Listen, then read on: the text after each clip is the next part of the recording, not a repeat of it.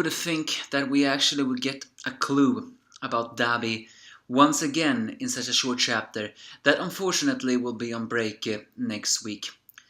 We have gotten very short chapter pages from this arc, either for the fact that the author wants to cram it all in one single volume, or there is a very bad sign. Given the fact that there is no chapter next week, I think it's a very bad sign. But this is the Angry Anime Fan, and this is the Boku no Hero Academia, chapter 202. I talked about Dabi, but don't need to tell you that before. First of all, while Class B may have won, it's worth noting that both Vlad and Eraser Hetto is actually saying to both Kendo and Fukudashi, comic book man, that they shouldn't have done so much damage. It's worth noting that Shinso feels pretty startled by the destruction. That is pretty satisfying, because that includes that you're still a greenhorn. I don't like to see Yamomo having that very depressed look as she's carried away by robots who proceeds to mock her. I don't really like to see that. But Eraserhead and Blood King is actually stating something that is not brought up so very much, but it's the fact that you can't become completely reckless as a hero, because while heroism is a job here in that universe, it still costs money to rebuild so many different things. So, who knows? Later on, as they take a break while switching the things, All Might talks to Deku a little bit on the side, and he mentions that he's gonna ask Gran Torino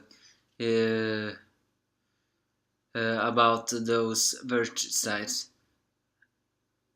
However, he does say that when he faces off against Shinso, a piece of the puzzle as far as virtues are concerned may be revealed. But Bakugo intervenes because, he's saying the fact that he points out to All Might that taking Deku aside all the time won't just look like favorism, it will also look suspicious. And judging from the fact that All Might saying he never really thought about that.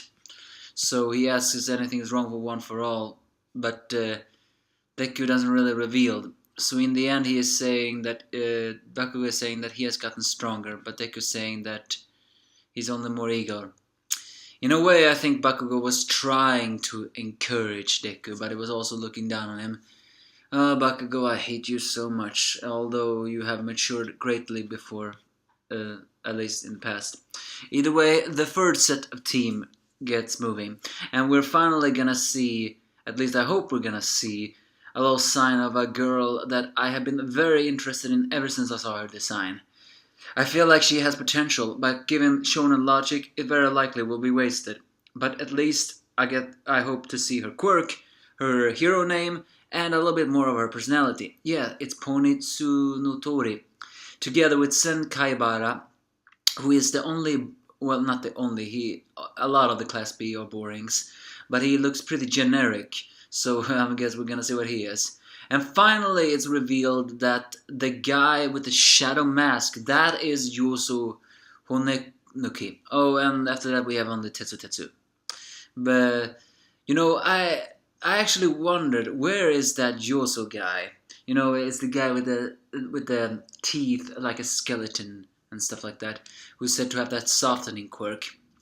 Why is wearing such a mask that almost makes him unidentifiable, and also why is he wearing such a suit? It almost makes him look badass.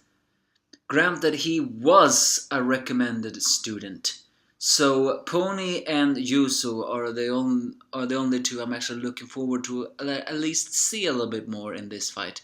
Okay, I can admit I at least want to see Sen Kaibara's quirk, but we'll see later. Before they walk away, Tokuyami Fumikage says to Shoto that it leaves the rest to him, and saying that they studied under Hawk and Endeavor, therefore they have the burden of representing the number 1 and number 2. Unfortunately, I don't really think that was a very good thing to say to Shoto, because, He may have acknowledged his father as a hero, but he will never acknowledge him as a person because, well, after all, we cannot forget that Endeavor actually was a very horrible person. In fact, we do see a flashback here to remind us that while Endeavor may finally have gotten a wake-up call, we are not to forget that it took a very long time before that wake-up call happened. So, I mean, in a way, Shoto do not want to carry the inheritance of the number one hero because of, and he knows what Endeavor really was. But he also knows that Endeavor as a hero is something else.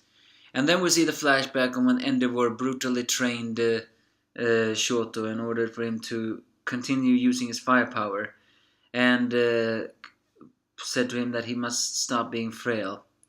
And for the first time we see a little bit more insight on the fourth brother.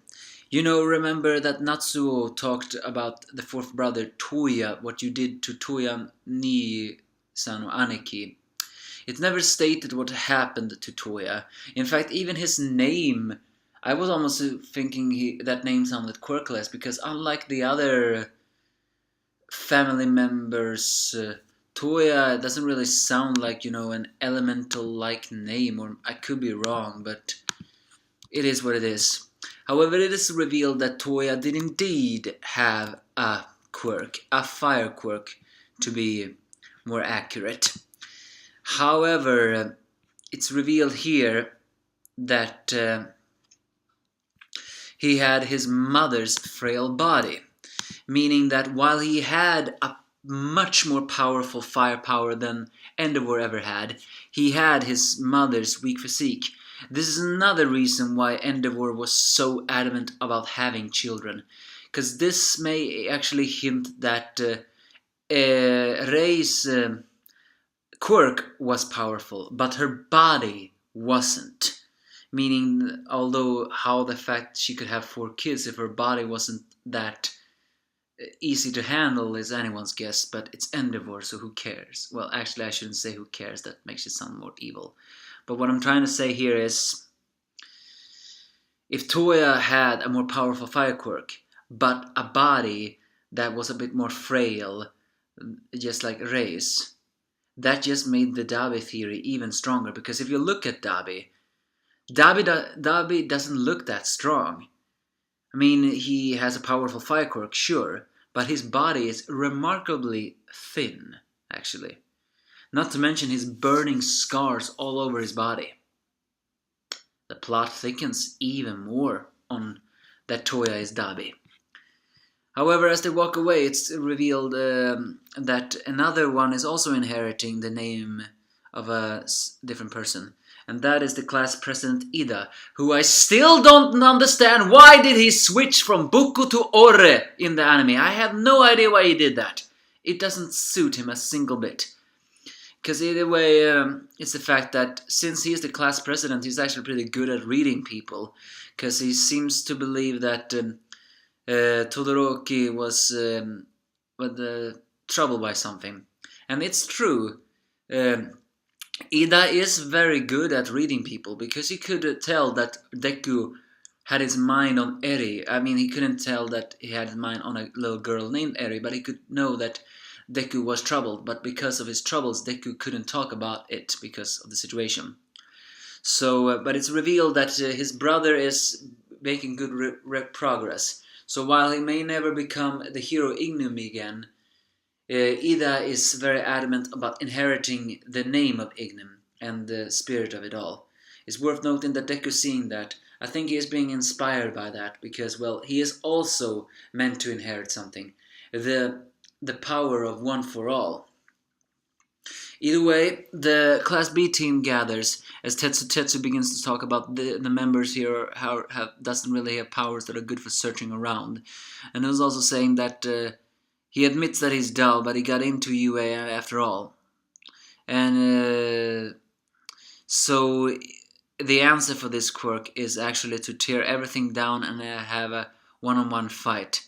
While his classmate says that's just what an idiot will do. As the hot-bloodedness says that come on, let's have a good head-on fight.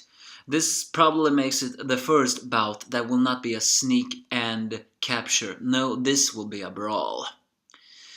in a way, and the fact that he destroyed the construction, which Vlad Sensei has become more angry about, I have to say, Tetsu, you dropped a little bit in my respect. I mean, granted, I do not dislike hot-blooded characters, because they can sometimes be, that exciting. Eijiro Kamishiri, no, Kirishima, he is very hot-blooded, but he's also pretty humble. While Tetsu is probably also pretty humble, it's worth noting that his idiocy here is pretty, the standard shonen type idiocy. Forget ideas, just go on ahead. And again, I don't dislike that, but for some reason I dislike this scene. I don't know why. Maybe it's arrogance or something like that. Either way, his teammates complain on all of that, but the one who is most calm is actually Yuzu, the guy with the softening quirk and the guy with mask thing. But we do see one personality on Pony, because as we know, at least those who read the information, Pony is actually from America. How she learned Japanese, no idea, but she's half American, half Japanese. And it's revealed that when she gets mad, she tends to switch into her English tongue. However, Josu managed to calm even Pony down by talking English. I think we have just seen the first hint on why Josu is an ace. Because I said before, Josu is a recommended student. That means he must at least have some skill. Or maybe his parents were just that rich. My point is, he seems to be very flexible. Even his teammates have pointed that out. He is a very flexible guy. His quirk is softening. And he talks English. Also, I'm just saying, there is something there. He seems to be very flexible. So I actually got a theory out of that. Is it possible that his quirk, softening, is not a quirk that allows things to become soft, but himself soft? The way they describe him as flexible makes me almost think that maybe he can become soft, therefore flexible himself. And maybe that's why he's wearing armor, because if he becomes flexible, because he becomes soft, his hits do not become as powerful, but he becomes more agile. I wish it was like that, but maybe it's not. Either way, Class A is also moving out. I have to say though, I do not like Shoto's face when he's saying head-on battle. It has some arrogance in it all. We also have some bonus pages about Mei Hatsume, who, as we know, always destroys the invention, because when she comes to the dorms, she invents. So while Power Loader is happy that Hatsume is a very enthusiastic inventor, he does not like the fact that she invents so many things that always ends up wrecking things. And that, I have to say, is, Hatsume can become entertaining, but she can also become a little bit annoying just because out of that things. She has no off button. But when you're passionate about something, you're passionate about something. So yeah, a hint about Dabi. The softening quirk may imply that Josu is a very flexible guy. And the third bout begins. But again, we won't have any chapter of Boku no Hero next week. That is a bad sign. But you can give me your thoughts if you have any.